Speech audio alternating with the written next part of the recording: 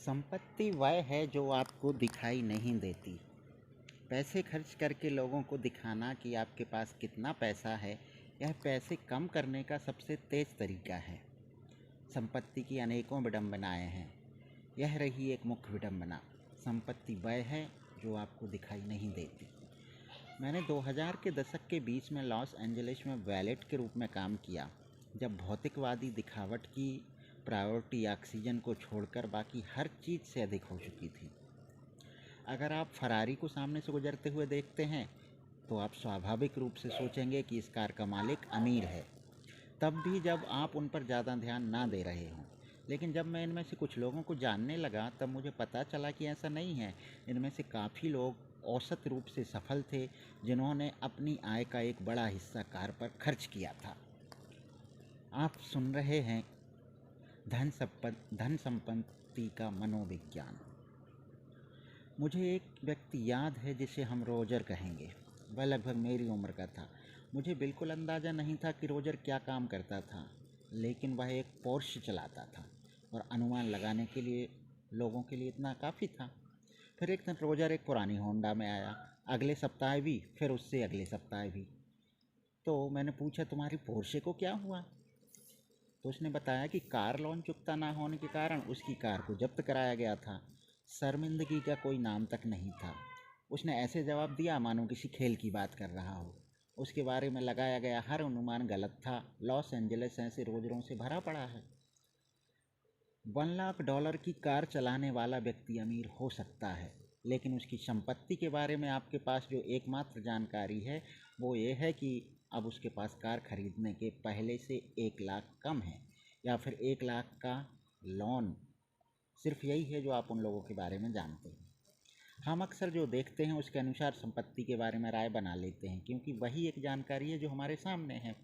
हम लोगों के बैंक के खाते या ब्रोकरेज स्टेटमेंट नहीं देख सकते, इसलिए फाइनेंशियल सक्सेस को आंकने के लिए हम बाहरी दिखावट का सहारा लेते हैं, जैसे कि कार, घर, इंस्टाग्राम की फ़ोटो। तो आधुनिक पूंजीवाद जब तक लोग कुछ हासिल ना कर लें उसका दिखावा करते रहने में उनकी सहायता करने को पसंदीदा उद्योग बना देता है। लेकिन सच यह है कि संपत्ति वह है जो आपको दिखाई नहीं देती है। संपत्ति वे अच्छी कारें हैं जो खरीदी नहीं गई हैं। संपत्ति वो हीरे हैं जो खरीदे नहीं गए, घड़ियाँ जो पहनी नहीं गई, वे कपड़े जो खरीदे नहीं गए और प्रथम श्रेणी का अपग्रेड जिसे ठुकरा दिया गया। संपत्ति का मतलब वह वित्तीय संपत्ति है जिसे अभी तक उस सामान में नहीं बदला गया जिसे आप देख सकते हैं। हम संपत्ति के बारे में इस तरह नहीं सोचते, क्योंकि जिसे आप देख नहीं सकते उसे आप संदर्भगत भी नहीं कर सकते। गायिका रिहाना जब फिजूल खर्ची की वजह से लगभग दिवालिया हो गई तो अपने वित्तीय सलाहकार पर अभियोग चला दिया। तो एडवाइज़र ने जवाब दिया, क्या उन्हें यह बताया जाना सच में ज़रूरी था कि अगर वे चीज़ों पर पैसा खर्च करेंगी तो उनके पास चीज़ें बचेंगी और पैसा नहीं बचेगा? आपको इस बात पर हंसी आ सकती है, लेकिन इस सवाल का जवाब है हाँ, लोगों को यह बताना पड़ता है। अधिकतर लोग जब यह कहते हैं कि वे करोड़पति बनना चाहते हैं, असल में उनके कहने का मतलब यह होता है कि मैं $1 करोड़ खर्च करना चाहता हूँ, और यह करोड़पति होने का ठीक उल्टा है। इन्वेस्टर बिल मैन ने एक बार लिखा, अमीर फील करने का इससे आसान तरीका कोई नहीं है कि बढ़िया चीज़ों पर बहुत सा पैसा खर्च कर दिया जाए, लेकिन अमीर बनने का तरीका यह है कि आप वह पैसा खर्च करें जो आपके पास है, ना कि वह पैसा जो आपके पास है ही नहीं। वह इतना ईजी है। यह एक बेहतरीन सलाह है, लेकिन ज़्यादा दूर तक काम नहीं आ सकती। समृद्ध होने का एकमात्र तरीका यह है कि जो पैसा आपके पास है उसे खर्च ना किया जाए। यह ना सिर्फ संपत्ति संचित करने का एकमात्र तरीका है, बल्कि संपत्ति की परिभाषा भी है। हमें इस बात का ध्यान रखना चाहिए कि हम समृद्ध और अमीर होने के बीच का अंतर समझ सकें। यह शब्दार्थ विज्ञान से अधिक है, और यह अंतर ना समझ पाना संपत्ति संबंधी अनेकों बुरे निर्णयों का स्रोत है। अमीरी एक वर्तमान आय है। $1 लाख की कार चला रहा कोई व्यक्ति निश्चय ही अमीर है, क्योंकि अगर उन्होंने वह कार लोन लेकर भी खरीदी हो तो मासिक भुगतान के लिए भी एक निश्चित राशि की आवश्यकता होती है। उन लोगों के लिए भी यही कहा जाएगा जो बड़े घरों में रहते हैं। अमीर लोगों को पहचानना मुश्किल नहीं है, वे अपने आप को दिखाने की कोशिश में हद से बाहर चले जाया करते हैं, लेकिन संपत्ति छिपी रहती है। यह वह आय है जो खर्च नहीं की गई। संपत्ति वह विकल्प है जिसे अभी नहीं चुना गया। जिससे बाद में कुछ खरीदा जा सके। इसका मूल्य आपको विकल्प, नम्रता और विकास प्रदान करने में है, जिससे आप एक दिन उससे अधिक सामान खरीद सकें जितना आप आज कर सकते हैं। मिताहार और व्यायाम एक बढ़िया उपमान प्रदान करते हैं। वजन घटाना बहुत ही कठिन काम है, उसके लिए भी जो जोरदार व्यायाम करता है। अपनी किताब बिल बॉडी में बिल ब्राइसन स्पष्ट करते हैं कि आखिर ऐसा क्यों है। अमेरिका में हुए एक रिसर्च में पाया गया कि लोग व्यायाम के दौरान घटाई कैलोरी का लगभग 4 गुना अधिक प्राकलन करते हैं और फिर औसत रूप से जितनी कैलोरी उन्होंने घटाई लगभग उसके 2 गुना कैलोरी का सेवन करते हैं। सच यह है कि बहुत ज़्यादा खाना खाकर आप आसानी से अधिकतर व्यायाम का नाश कर सकते हैं और हम में से अधिकतर लोग करते भी हैं। तो एक्सरसाइज ठीक अमीर होने जैसा है। आप सोचते हैं मैंने मेहनत कर ली, अब मुझे एक स्वादिष्ट भोजन का आनंद उठाना चाहिए। संपत्ति का मतलब उस स्वादिष्ट भोजन को ठुकराना और कुल कैलोरी को घटाना है। यह कठिन है और इसके लिए सेल्फ कंट्रोल चाहिए। लेकिन ऐसा करने से आप क्या कर सकते हैं और क्या चुनते हैं, इन दोनों के बीच में एक अंतर पैदा हो जाता है और समय के साथ वो आपको लाभ देता है।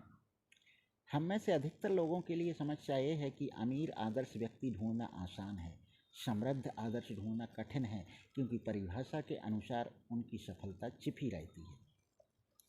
हाँ, ऐसे समृद्ध लोग भी हैं जो काफ़ी पैसा भी खर्च करते हैं, लेकिन उन मामलों में भी हम जो देखते हैं वह उनकी अमीरी है, संपत्ति नहीं।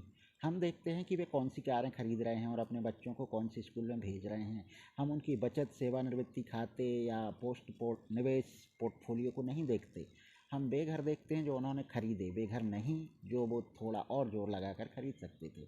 मुझे लगता है यहाँ पर खतरा यह है कि अधिकतर लोग अपने मन में समृद्ध होने की कामना रखते हैं। वे आज़ादी और नम्रता चाहते हैं जो आपको उस वित्तीय संपत्ति से मिलती है जो आपने खर्च नहीं की। लेकिन यह बात हमारे अंदर इतनी गहराई से बची हुई है कि पैसा होने का मतलब पैसा खर्च करना है, कि हम उस कंट्रोल को देख ही नहीं पाते जो वास्तव में समृद्ध होने के लिए चाहिए। और क्योंकि हम उसे देख नहीं सकते तो उससे कुछ सीखना भी कठिन है। लोग दूसरों का अनुकरण अच्छी तरह सीखते हैं, लेकिन संपत्ति का गुप्त स्वभाव दूसरों को देखकर उनके तौर तरीकों को सीखना मुश्किल बना देता है। रोनाल्ड रीड की मृत्यु के बाद वे बहुत से लोगों के वित्तीय आदर्श बन गए। मीडिया ने उनकी खूब प्रशंसा की और सोशल मीडिया पर भी उनके लिए काफ़ी प्रेम दर्शाया गया। लेकिन जब वे जीवित थे तो किसी के वित्तीय आदर्श नहीं थे, क्योंकि उनकी संपत्ति की हर एक पाई छिपी हुई थी उनसे भी जो उन्हें जानते थे। ज़रा सोचिए, अगर आपने कभी महान लेखकों की किताबें ना पढ़ी हों तो खुद लिखना सीखना कितना कठिन होगा। कौन आपकी प्रेरणा होगा, किसकी आप प्रशंसा करेंगे, किसकी बारीकियों वाली सलाह को आप मानेंगे। ऐसे तो वह काम जो पहले से कठिन है और कठिन हो जाएगा। जो आप देख नहीं सकते उससे सीखना बहुत मुश्किल है, जिससे पता चलता है कि अधिकतर लोगों के लिए संपत्ति निर्मित करना इतना कठिन क्यों है। संसार ऐसे लोगों से भरा पड़ा है जो दिखने में भले ही विनीत हों लेकिन वास्तव में समृद्ध हैं, और ऐसे लोगों से भी जो अमीर नज़र आते हैं लेकिन दिवालिया होने की कगार पर हैं। और हमेशा ध्यान में रखना जरूरी है कि जब आप दूसरों की सफलता को आँक कर रहे हों या फिर खुद अपना ध्येय साध रहे हों, अगर संपत्ति वह है जिसे आप खर्च नहीं करते तो फिर उसके होने का फ़ायदा ही क्या। चलिए, मैं आपको पैसे बचाने के लिए राज़ी करता हूँ अगले अध्याय में।